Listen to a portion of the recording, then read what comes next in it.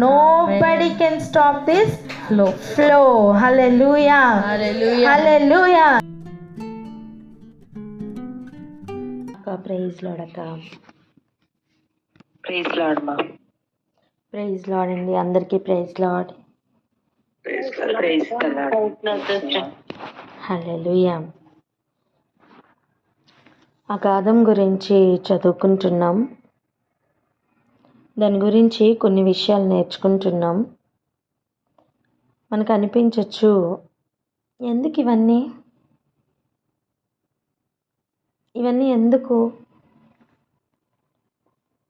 ఎందుకు అనే దాని విషయాన్ని ఈరోజు కొంచెం మనం చూద్దాం.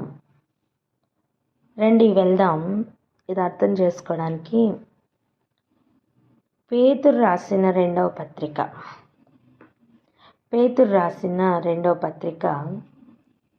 2వ అధ్యాయం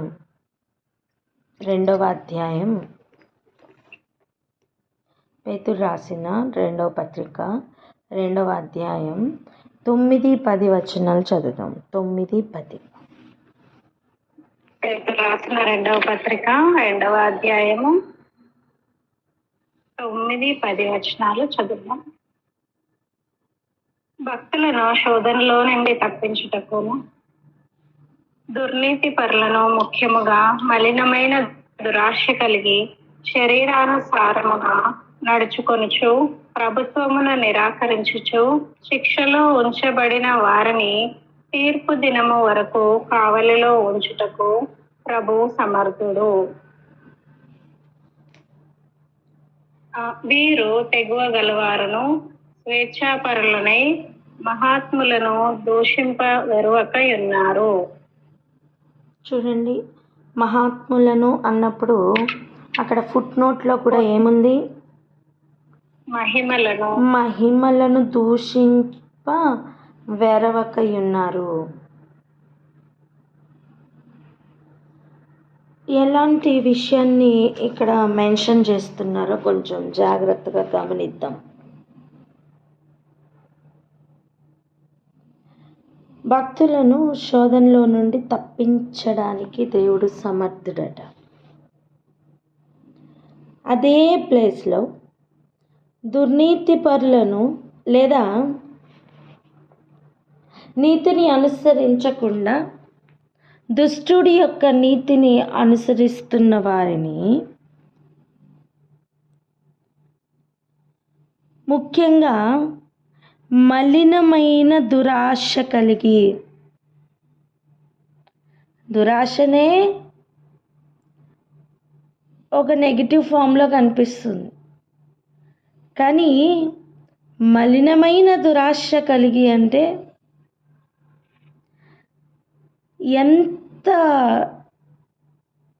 ఎంతవరకు నెగిటివో అంతవరకు. ఇంకా విషయం చెప్పాలంటే, ఎంత దేవునికి ఏది ఇష్టం లేదో, ఆయన చిత్తంలో లేదో దానినే చేయడానికి పరిగెడుతున్న హృదయంలో మాత్రమే కాక కఠినమైన మనస్సుతో దానినే నెరవేరుస్తున్న జీవితాలు. అటువంటి వారి గురించి చెప్పుతున్న మాటలు ఇవి. శరీరానుసారంగా నడుచుకుంటూ ప్రభుత్వమును నిరాకరించుచు అంటే అర్థం, ఈ లోకంలో ఉన్న ప్రభుత్వం కాదండి. దేవుడు నియమించిన ప్రతి అధికారమును నిరాకరించుచు, ప్రతి అధికారం, ప్రతి బాధ్యత, దేవుడు అప్పగించిన ప్రతి బాధ్యత. ఇప్పుడు చూడండి ఒక మాట, ప్రకటన గ్రంథం 22వ అధ్యాయం 12వ వచనం ఒకసారి చదవండి. 12. ప్రకటన గ్రంథం 22వ అధ్యాయం 12వ వచనం. ఇదిగో త్వరగా వచ్చుచున్నాను. వాని వాని క్రియల చొప్పున ప్రతి వానికి ఇచ్చుటకు నేను సిద్ధపరిచిన జీతము నా యొద్ద ఉన్నది. ఇప్పుడు చూడండి, ప్రతి వానికి ఇవ్వడానికి ఏమి రెడీగా ఉందట? జీతం రెడీగా ఉంది. జీతం ఎవరిస్తారండి? జీతం ఎవరిస్తారు? యజమానుడు ఇస్తాడు. జీతమును రెడీ చేసుకుంటున్న ప్రభుత్వం, లేదా ప్రభుత్వం కలిగి ఉన్న, ఇంకా చెప్పాలంటే అధికారం కలిగి ఉన్న దేవుని యొక్క ప్రభుత్వం, దేవుని యొక్క రాజ్యం, ఆయన చిత్తం, ఆయన ఉద్దేశం, ఆయన మొత్తం మనం ఆయన సామ్రాజ్యంలోనే ఉన్నాం.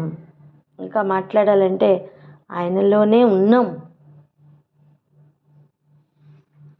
ఏదైనా సరే ఆయనలోనే సృష్టింపబడింది కదా.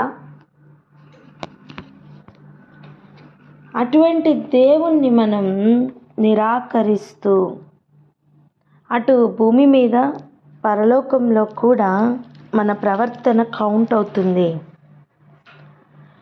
కేవలం నన్ను ఎవరు చూడట్లేదు అనుకోవడానికి వీల్లేదు. భూమి మీదను పరలోకంలో కూడా మన చింత కౌంట్ అవుతుంది, మన ఉద్దేశం కౌంట్ అవుతుంది, మన ఆలోచన కౌంట్ అవుతుంది, మన ప్రతి ప్రవర్తన కౌంట్ అవుతుంది.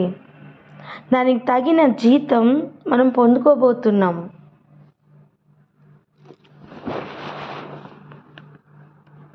అయితే ఈ దురాశల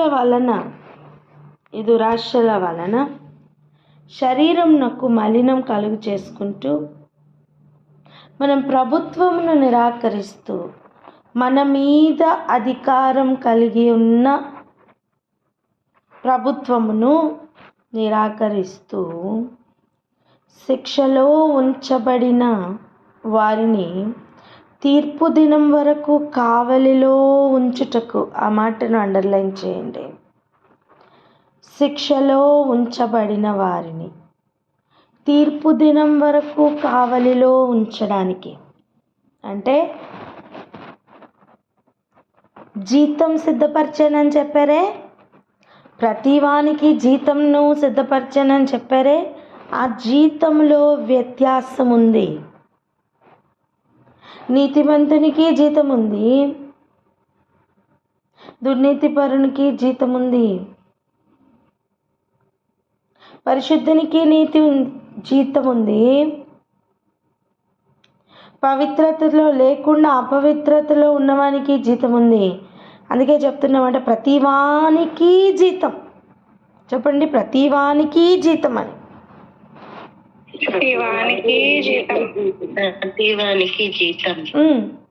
ఇప్పుడు శిక్షలోనికి పంపించడానికి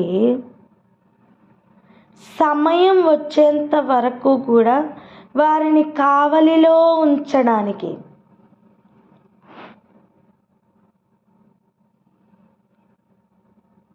ఆయన సమర్థుడట.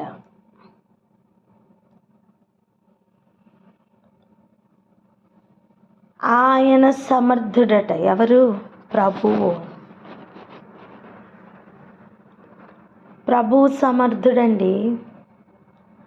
భూమి మీద ఏదో చచ్చిపోయాం అయిపోయిందిలే అనుకుంటే కాదు. హలో, లేదా ఇలా అనిపించవచ్చు, నీతిని అనుసరిస్తూ మేమేమి సాధిస్తున్నాం, కష్టమే కదా మాకు చివరికి మిగిలింది. దుర్నీతిని అనుసరిస్తూ లోకంలో చలామణి అవుతూ పెద్దవారిగా గొప్పవారిగా బాధిస్తూ బంధిస్తూ అనేక కార్యములు చేస్తూ నీతిని అనుసరించకుండా ప్రవర్తిస్తూ ఉన్నవారే ఎంతో బాగున్నారు,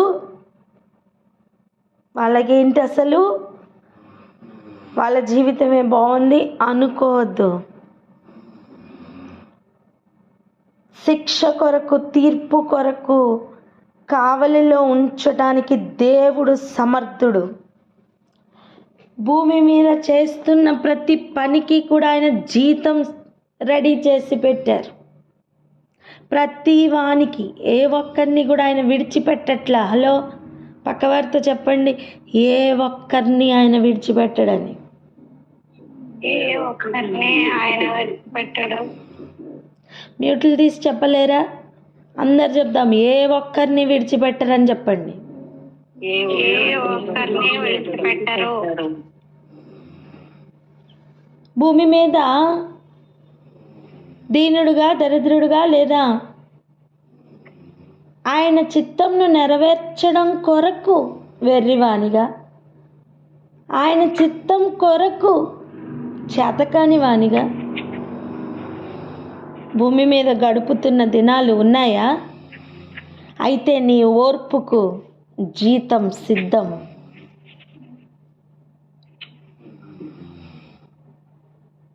భూమి మీద దుఃఖముతో, కన్నీటితో, నీతి కొరకు ఆకలి దప్పులతో ఒక్కొక్క దినమును, ఒక్కొక్క గడియను కన్నీళ్లు మాత్రమే ఆహారంగా, దుఃఖము మాత్రమే పానీయంగా చేసుకొని గడుపుతున్నావా? అయితే నీ విశ్వాసమునకు తగిన జీతం సిద్ధం. ఇలా చెప్పండి, అందరూ మ్యూట్లు తీసి చెప్పండి, జీతం సిద్ధం అని చెప్పండి.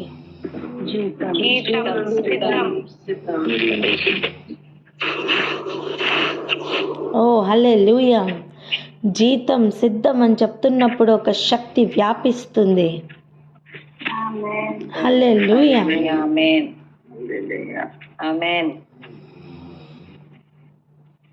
ప్రతి వానికి జీతం సిద్ధమైందండి. ఇక్కడ ఆగి ఒకసారి ప్రార్థన చేసుకుందాం. ఎవరైనా ప్రార్థన అందుకోండి. సర్వశక్తి మంతుడా, దయాళుడైన ప్రభా, స్తుతి స్తోత్రముల తండ్రి, వందనాలు చెల్లించుకొంచున్నాం మా దైవమా, మీకే స్తోత్రములు.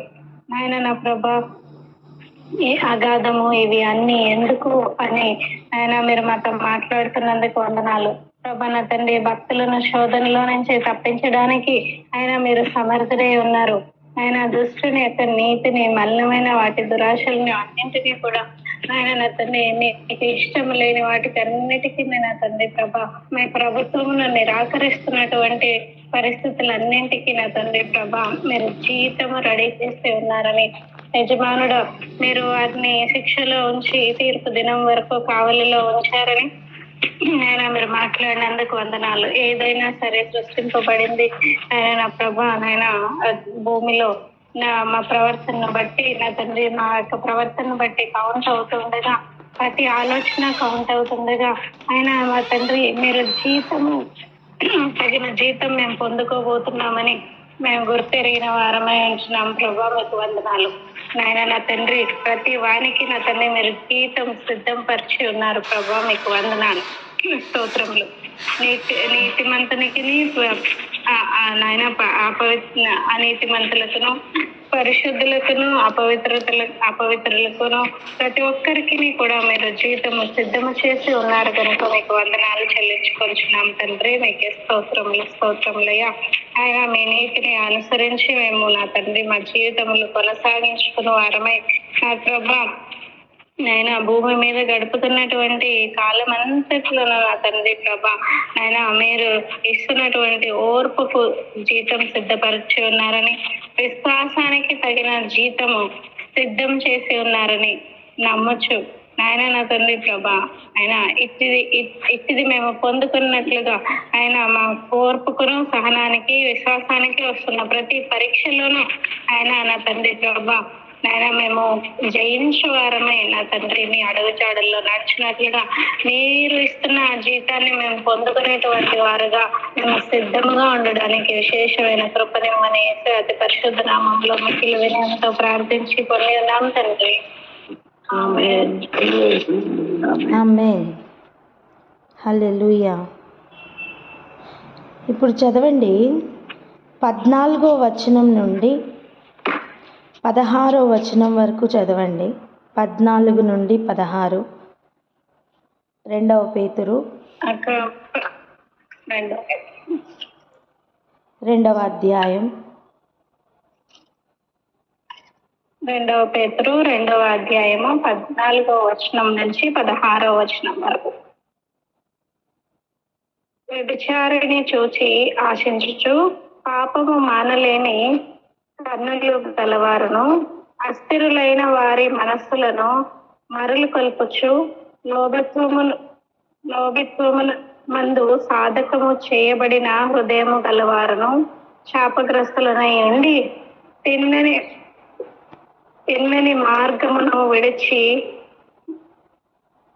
బెయేరు కుమారుడైన బీలాము పోయిన మార్గమును బట్టి త్రోవ తప్పిపోయిరి. ఆ బీలాము దుర్నీతి వలన కలుగు బహుమానమును ప్రేమించెను. అయితే తాను చేసిన అతిక్రమము నిమిత్తము అతడు గద్దింపబడెను. ఎట్లనగా నోరు లేని గార్ధబము మానవ స్వరముతో మాట్లాడి ఆ ప్రవక్త యొక్క వెర్రితనమును అడ్డగించెను. ఇక్కడ చూడండి, కొన్ని విషయాలను, చాలా కీలకమైన విషయాలను ఇక్కడ మనం చూస్తున్నాం.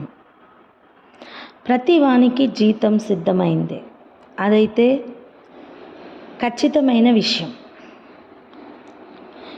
వ్యభిచారిని చూసి ఆశిస్తూ పాపము మానలేని కన్నులు గలవారు. జాగ్రత్తగా గమనించండి. ఒక మాట చెప్పనా, విశ్వాసంలోకి వచ్చాను అనుకొని బ్రతుకుతున్నా సరే పరీక్షలు వస్తాయి. దేవుని వాక్యం విని దాని ప్రకారం బ్రతుకుతున్న జీవితాలకు పరీక్షలు వస్తాయి. ఆ పరీక్షలు ఎందుకు అంటే మనం జయించడానికి, ఓడిపోవడానికి కాదు. చెప్పండి ఆ మాట, మనం జయించడానికని. మనం జయించడానికి. హల్లెలూయా.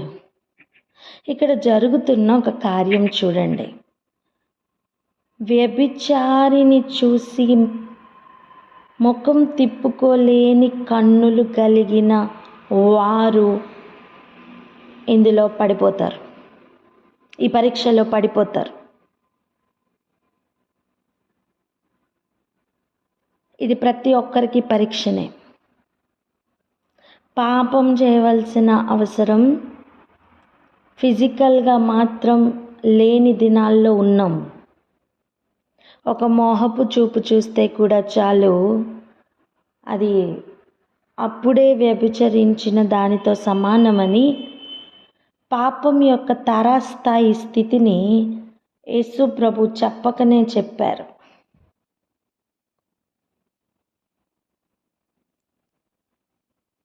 ఇక్కడ మెన్షన్ చేస్తున్న కార్యం ఏంటో తెలుసా? అస్థిరులైన వారి మనస్సులను మరులు కొల్పుచు లోభత్వమునందు సాధకము చేయబడిన హృదయము గలవారును శాపగ్రస్తులను అయ్యుండి. ఏంటివన్నీ? నిరూపించబడుతున్న నీతి. పలకన్నమాట,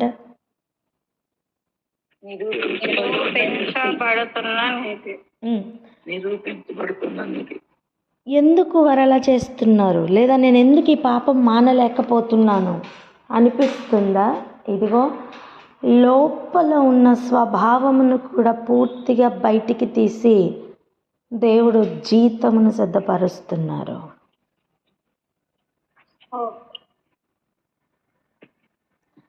వ్యభిచారిని చూసి కన్నులు తిప్పుకోలేని కన్నులు ఉన్నాయా? ఆ కన్నులకు తీర్పు రెడీ అయింది నాన్న.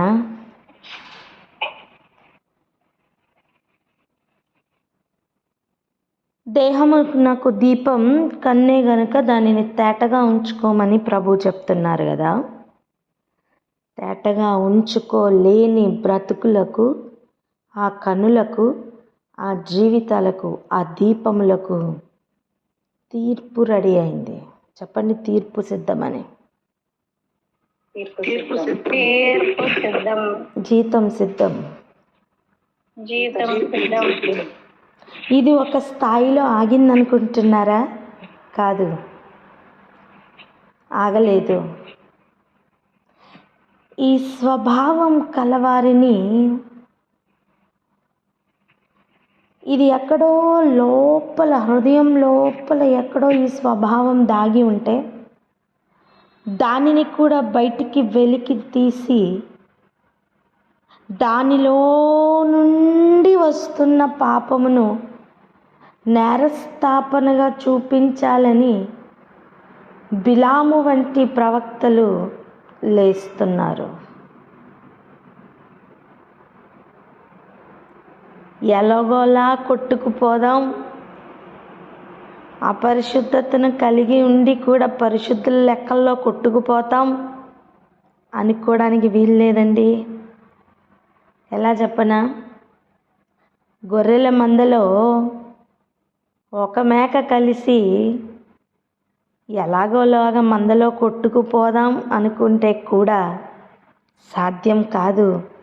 గొర్రెనే, మేకనే. హలో, గొర్రెనే, మేకనే.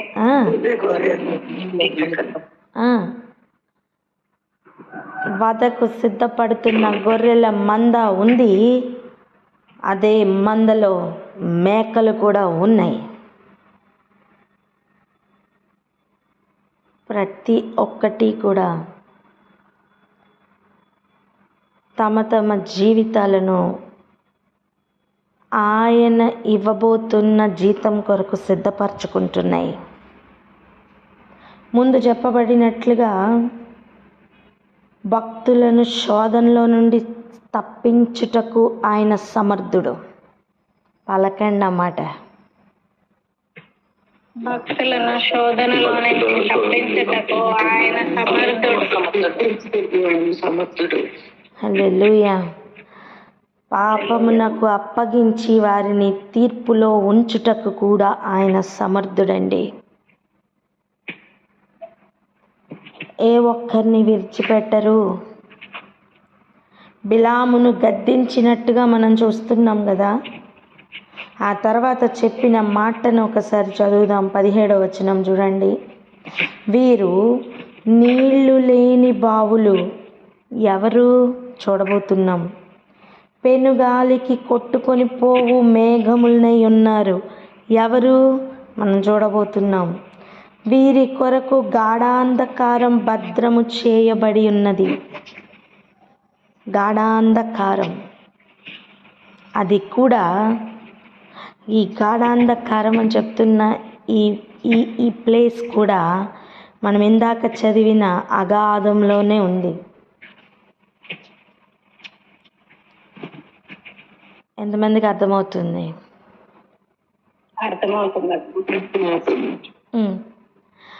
ఇప్పుడు రండి ఇంకొక మాట చదువుదాం. 2వ అధ్యాయం 4వ వచనం చదవండి.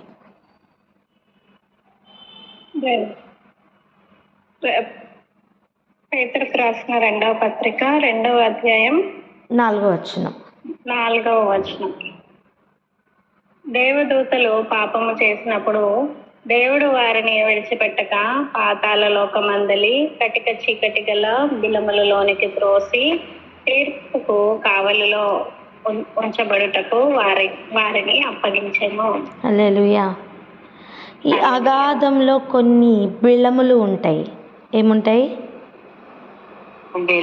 కొన్ని బిలములు ఉంటాయి. బిలం అంటే ఒక సెల్ వంటిది, ఒక రూమ్ వంటిది. వాటిల్లో ఎవరినెవరిని ఉంచుతున్నారంటే పాపము చేసిన దేవదూతల్ని. చెప్పండి, ఎవరిని? పాపము చేసిన దేవదూతలు. ప్రధానత్వమును నిలుపుకొనక పడిపోయిన దేవదూతలు ఉన్నారు,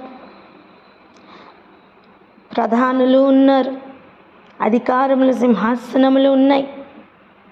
ప్రస్తుతం దెయ్యములు అని చెప్పబడుతున్న ఉన్నాయి, ప్రేతలు ఉన్నాయి.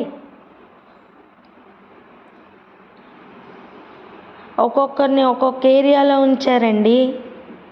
ఒక మాట చెప్పనా, తీర్పుకు సరిపడా పాపము చేసిన వారిని తీసుకుని వచ్చే పెట్టే ప్లేసే ఈ బిలం. పాపం పండింది అంటారు చూడండి. చెట్టుకు పండిన కాయ ఉంది, పండని కాయలు ఉన్నాయి. దేనికి వస్తావు ముందుగా? పండిన కాయని కోస్తాం కదా. పండిన కాయ ప్లేస్లో ప్రిజర్వ్ చేసి ఆ ప్లేస్కి మిగిలిన కాయల్ని తీసుకురావడానికి మధ్యలో ఒక గ్యాప్ ఉంది చూసారా? అంటే ఆ చెట్టు దగ్గరికి వెళ్ళి ఈరోజు ఎన్ని పండాయి అని చెప్పి తెంపుతూ తీసుకుని వస్తున్న ఒక అనుభవం. ప్రస్తుతం యేసు ప్రభు అదే పనిలో ఉన్నారండి.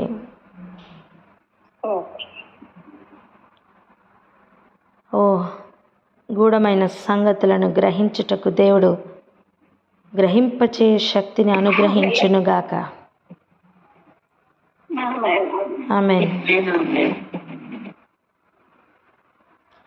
ఎందుకు ఈ విషయాలన్నీ ప్రభు చెప్తున్నారో తెలుసా? ఇవన్నీ ఉన్నాయి గనుక, ఇవన్నీ జరుగుతున్నాయి గనుక. ఇవన్నీ జరుగుతున్నాయి గనుకనే రాయించారు. దేవదూతలు పాపం చేసినప్పుడు వారిని విడిచిపెట్టలా దేవుడు. తీర్పు కొరకు కావలిలో ఉంచడానికి కట్టిక చీకటి కలిగిన బిలములు వారి కొరకు సిద్ధపరిచి ఉంచారట. వీరందరూ బయటికి వచ్చి మరలా తీర్పులోనికి వెళ్ళడానికి రెడీగా ఉన్నారండి.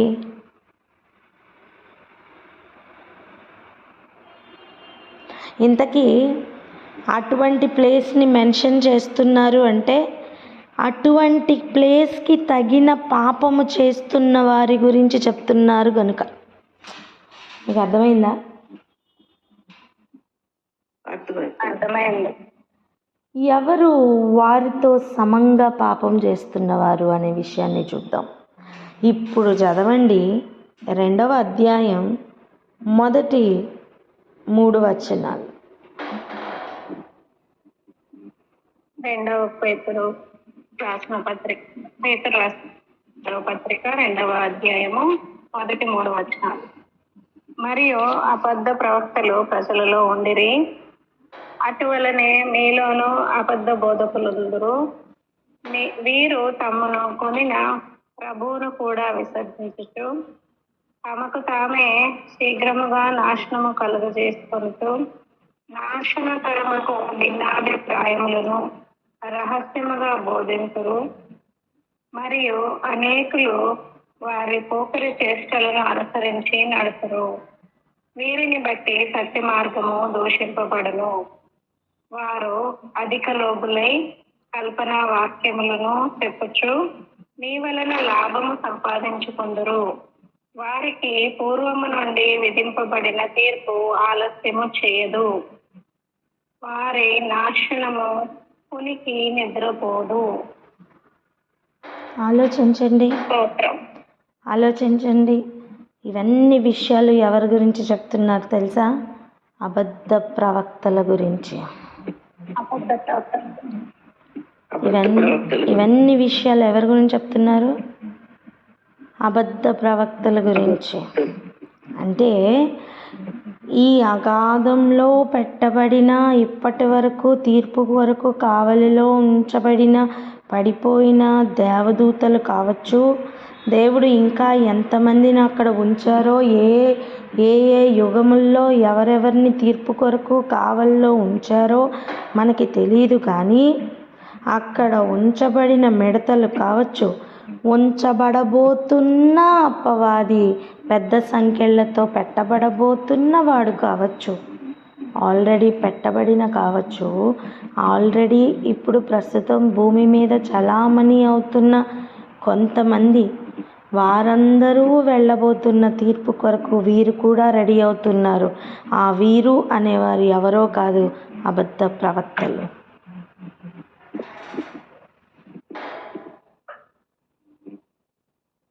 భూమి మీద అబద్ధ ప్రవక్తలకు పట్టబోతున్న గతి ఎట్టి గతియో తెలుసా? దేవుడు దేవదూతలు పాపం చేస్తే వారిని విడిచిపెట్టకుండా ఏ తీర్పు అయితే రెడీ చేశారో అదే జీతంను అబద్ధ ప్రవక్తలు పొందబోతున్నారట.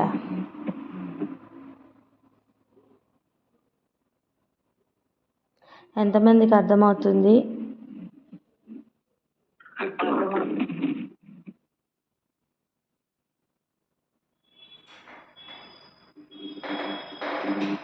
అలాంటి తీర్పు కొరకు కావలిలో ఉంచడానికి ఆయన సమర్థుడు. ఇప్పుడు చూడండి, వ్యభిచారిని చూసి కన్నులు మలుచుకోలేకుండా ఉన్నవానికి కూడా ఈ తీర్పు కునికి నిద్రపోదు. అలా ప్రేరేపించి త్రోసివేస్తూ అబద్ధమును దుర్నీతిని జరిగించడానికి కారణమవుతున్న వారు కూడా ఈ తీర్పుకు వెళ్ళక తప్పదు. అర్థమవుతుందా?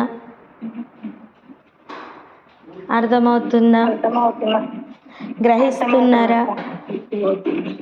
ఇప్పుడు ఆలోచిద్దాం. ఏ క్షణం కూడా నిరాశ పడవద్దు, ఆశను వదులుకోవద్దు. ఎందుకు ఇలా జరుగుతుంది అనే ప్రశ్న రావడానికి అవకాశం లేదు. ఎందుకు జరుగుతుందో ఇప్పుడు అర్థం అవ్వాలి. భక్తిహీనులను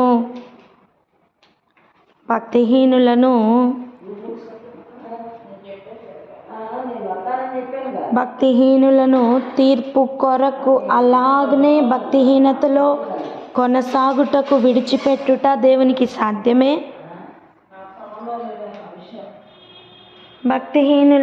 భక్తిలో కొనసాగుతున్న వారిని తప్పించడానికి కూడా దేవుడు సమర్థుడే. ఈరోజు మనం ఏ స్థాయిలో ఉన్నామో ఆలోచన చేసుకోవడం మంచిది. ఒకవేళ కృపలో కాపాడబడుతున్న అనుభవంలో ఉంటే సంతోషం. అలా కాకుండా విడిచిపెట్టబడుతున్న అనుభవంలో కనుక ఉంటుంటే ఈరోజు ఆలోచిద్దాం, ప్రభు పాదాలు పట్టుకుందాం. దేవా తప్పించమని అడుగుదాం. ఆయన తీర్పులో నుండి తప్పిస్తున్నారా లేదా అనే విషయం భూమి మీద నడుస్తున్న నడకను బట్టి అర్థమవుతుంది. భూమి మీద ప్రవర్తిస్తున్న ప్రవర్తనను బట్టి తేటపడుతుంది. ప్రతి ఒక్కరి కొరకు జీతం సిద్ధం. కావలిలో ఉంచడానికే దేవుడు అంత జాగ్రత్తగా బెలములు కలిగి లేదా అగాధం ఉంచి ఎంతగా ఆయన సిద్ధపరిచి ఉంటే తీర్పు తప్పిపోతుంది అనుకుంటున్నారా? దేవుడు చూడట్లేదు అనుకుంటున్నారా? చేస్తున్న పాపమును చూస్తున్నారు, సహిస్తున్న హృదయములను చూస్తున్నారు. ప్రతి ఒక్కరూ వారి జీతం కొరకు రెడీ అవుతున్నారు. చివరిగా ఒక మాట చదవండి, 17వ వచనం చూడండి. వీరు నీళ్లు లేని బావులు. ఎవరు? అబద్ధ ప్రవక్తలు. పెనుగాలికి కొట్టుకుని పోవు మేఘంలై ఉన్నారు. ఎవరు? అబద్ధ ప్రవక్తలు. వీరి కొరకు గాఢాంధకారం భద్రం చేయబడి ఉన్నది. ఆల్రెడీ అక్కడ ఎవరున్నారు? పడిపోయిన దేవదూతలు ఉన్నారు. అందరినీ సెగ్రిగేట్ చేసి ఒక దగ్గర ఎందుకు ఉంచుతారు? ఒకే రకమైన జీతం పొందబోతున్నారు కనుక.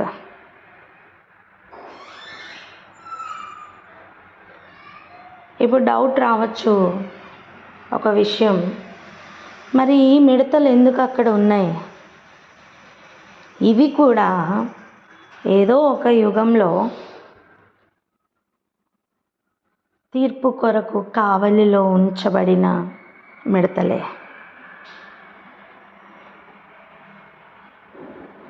యుగ యుగాలకు సజీవుడైన వాడు రాయించిన గ్రంథం ఇది, కట్టుగదులు కాదండి. వర్తమాన భూత భవిష్యత్ కాలంలో ఉండు వాటిని వివరించువాడు చెప్పు సంగతులు, రాయించి ఉంచిన సంగతులు మన కొరకే, మన క్షేమాభివృద్ధి కొరకే, హెచ్చరించుట కొరకే, తిన్నని మార్గంలో పెట్టుట కొరకే ప్రభు ఈరోజు ఈ మాటలను నీకు నాకు వినిపిస్తున్నారు. వింటున్న చెవులు ధన్యములు.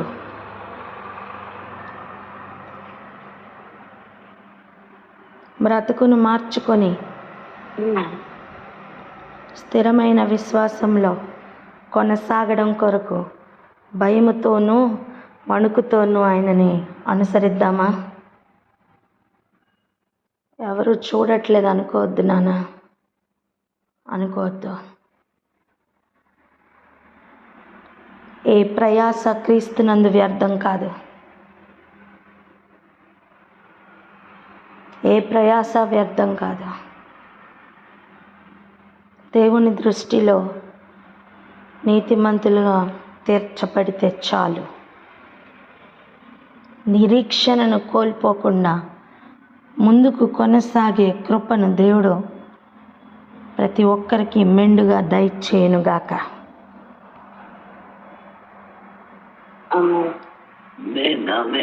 నిరీక్షణ వలన కలుగుతున్న ఉత్సాహం ప్రతి ఒక్కరిని ఆవరించునుగాక.